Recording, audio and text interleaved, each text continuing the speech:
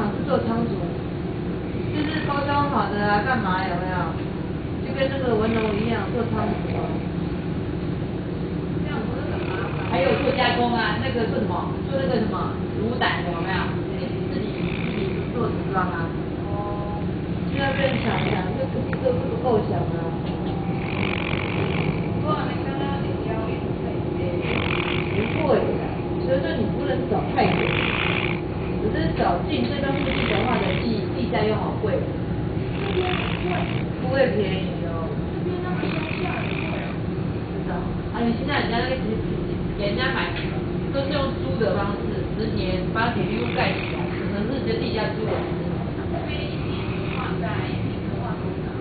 不晓得以前那个龙华客，不，大龙的对面那个有没有？1个月3万。租金哦。那个厂房，你看它没有多大，那是只有成型而已啊。喂，你好。哎，小江啊。有，你稍等。